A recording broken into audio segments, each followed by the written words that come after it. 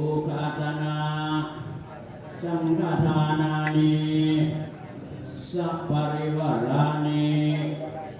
ภิกขุสังคัสสะโอโนสยามะสาธุโนพันเตภิกขุสังโฆอิมานิบิณฑปาตานิมัตตกัปปัตตานิอัฏฐาปริทโลลานิวัตถุทานานิสัพปริวารานิ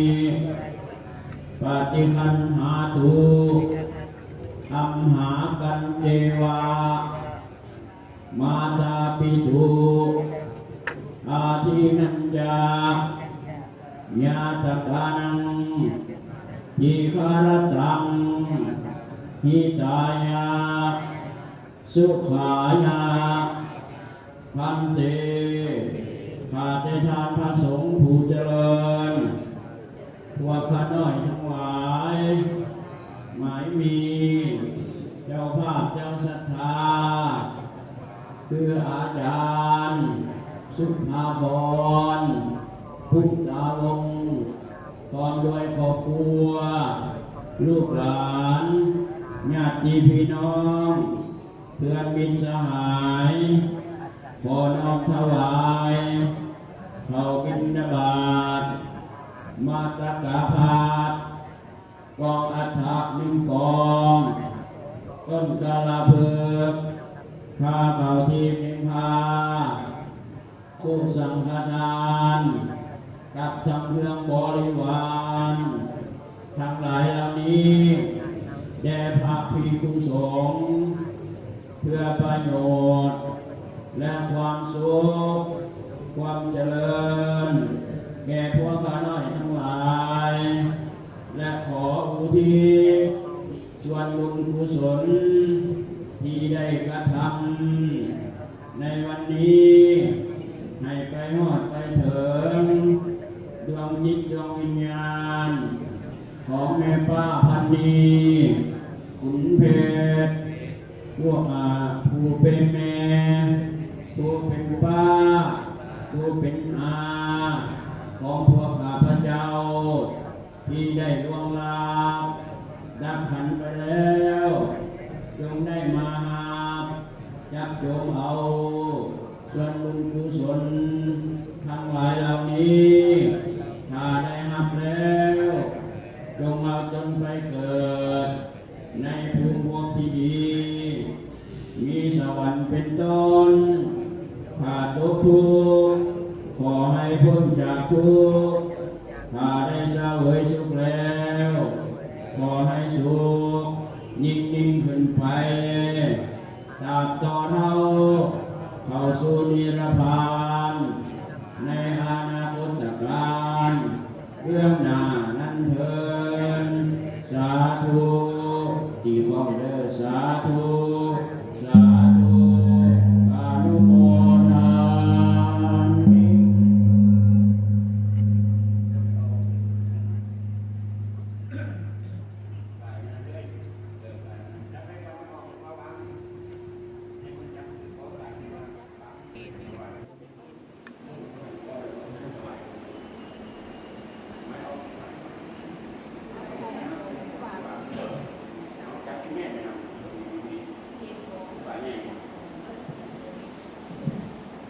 สาธุพร้อมเดียวได้ไหมเด้อเอาฝ่ายทุกพร้อม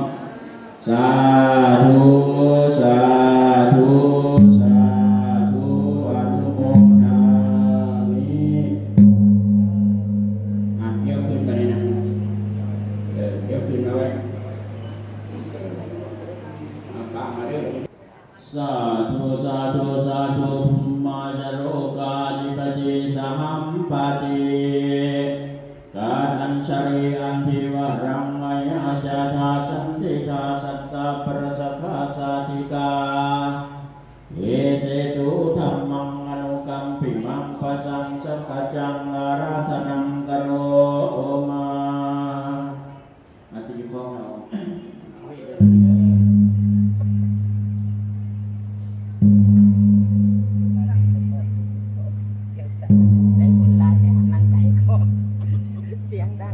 ฟังสั่นเลย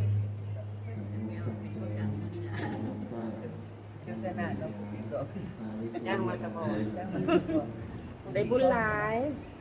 ก็ตัสสะภะคะวะโต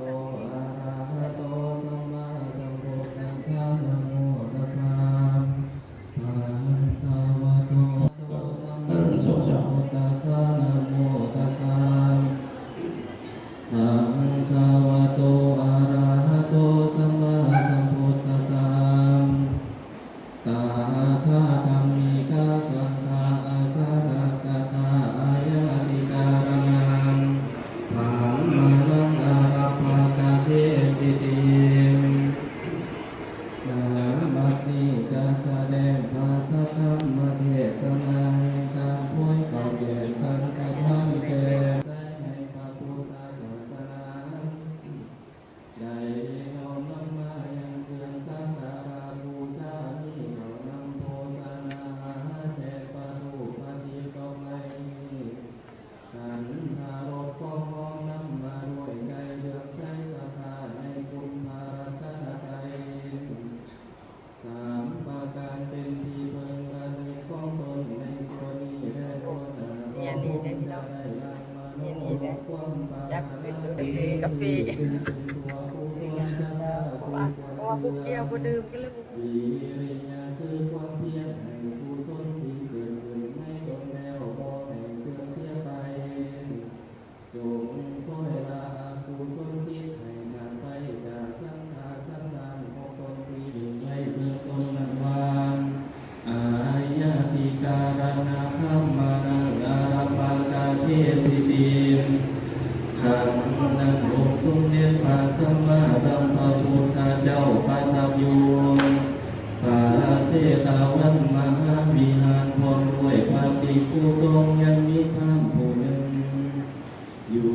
ในเมืองสาวัตถีมีเขาของเพิ่ง80ผู้นั้นมีผู้ชายคนหนึ่งเป็นที่รัก